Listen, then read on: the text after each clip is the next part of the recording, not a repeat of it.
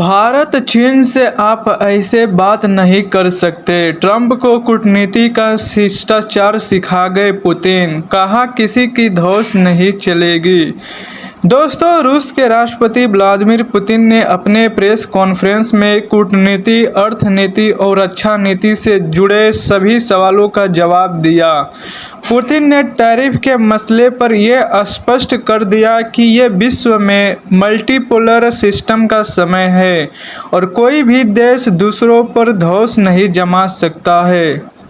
Guys, रूस के राष्ट्रपति व्लादिमीर पुतिन ने अमेरिकी राष्ट्रपति डोनाल्ड ट्रंप को डोर टू कहा है कि आप भारत चीन से इस तरह बात नहीं कर सकते हैं। ट्रंप को अंतर्राष्ट्रीय कूटनीति की रवायत और डिप्लोमेसी के शिष्टाचार सिखाते हुए पुतिन ने कहा कि ट्रंप भारत और चीन पर टैरिफ और प्रतिबंधों के जरिए दबाव बनाने की कोशिश न करें। उन्होंने कहा, आप भारत या चीन से इस तरह बात नहीं कर सकते।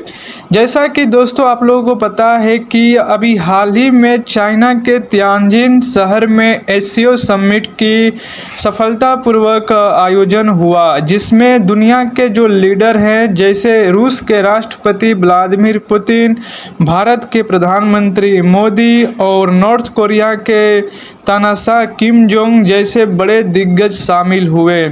और इस एससीओ समिट के माध्यम से चीन ने पश्चिमी देशों जैसे कि अमेरिका और नाटो के जो देश हैं उनको ये सीधे तौर से मैसेज दिया है कि अब वो ज़माना नहीं रहा, क्योंकि ये जो वर्ल्ड है मल्टीपोलर का सिस्टम है, यानी कि आप किसी भी देश पर जो है ज़बरदस्ती धौंस नहीं जमा सकते। जैसा कि दोस्तों आप सभी जानते होंगे कि जब से ट्रंप सरकार ने दुनिया में अपना कदम रखा है, जैसे ही डोनाल्ड ट्रंप अमेरिका के राष्ट्रपति बने, वैसे ही उन्होंने पूरे दुनिया में टैरिफ का वार छेड़ दिया।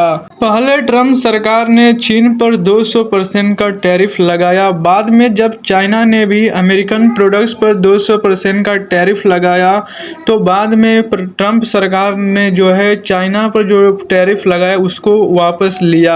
फिर American president Donald Trump Bharat पर 25% टैरिफ लगाया, उसके बाद 50% टैरिफ को आगे बढ़ा दिया। इस तरह से अमेरिका ने जो है साउथ एशिया के जो देश है भारत और चीन, जो दुनिया के दो सबसे बड़े अर्थव्यवस्थाओं में से एक है, उन पर बहुत ही ज़्यादा टैरिफ लगा दिया, जिससे अमेरिका के रिश्ते इन देशों से खराब हो गए। दोस्तों, जैसे ही अमेरिका के राष्ट्रपति डोनाल्ड ट्रंप ने भारत से दुश्मनी मोल ली, वैसे ही भारत चीन और रूस की तरफ उसका झुकाव बढ़ता गया, जिससे पश्चिमी दुनिया के देशों में काफ़ी ज़्यादा अस्थिरता का माहौल है।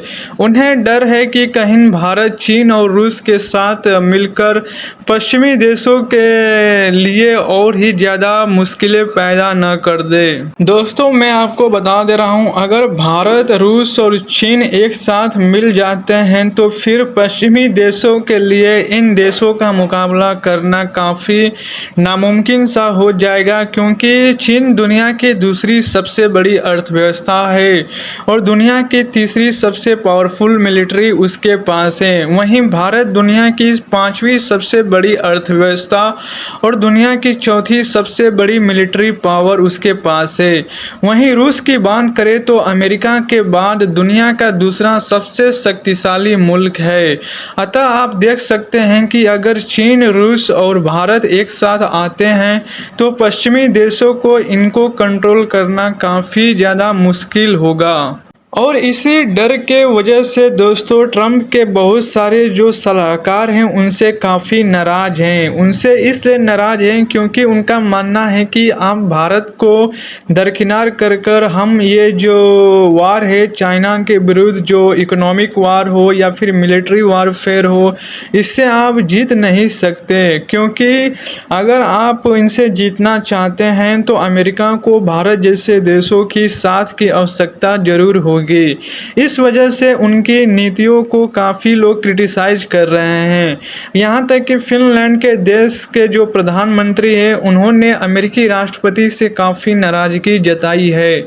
उनका मानना है कि भारत जैसे बड़े लोकतांत्रिक देशों का पश्चिमी देशों के साथ सहयोग होना अति आवश्यक है। वहीं दोस्तों भारत अमेरिका को अपना एक स्ट्रेटेजिक पार्टनर बुलाता है। भारत का मानना है कि हम रूस, चीन और अमेरिका सभी को बैलेंस करते हुए हम आगे बढ़ना चाहते हैं। भारत किसी भी गुट में जाना नहीं चाहता, इसलिए उसके ताल्लुकात हर देश और मुल्क के साथ अच्छे ही रहे हैं और आगे भी अच्छे ही रहेंगे। भारत शुरू से ही अपने शर्तों पर रहा है। वो ना तो चीन के दबाव में आता है, ना रूस के और ना ही अमेरिका के। भारत हमेशा सभी के साथ जो है अपने शर्तों पर डील करता है, किसी भी देश की बातों को नहीं मानता। जो भारत के हित में है वही भारत उसी के साथ जो है अपना आगे की कदम जो है बढ़ाता है। So that's for today video guys. Hope you like this video. जय हिंद, जय भारत।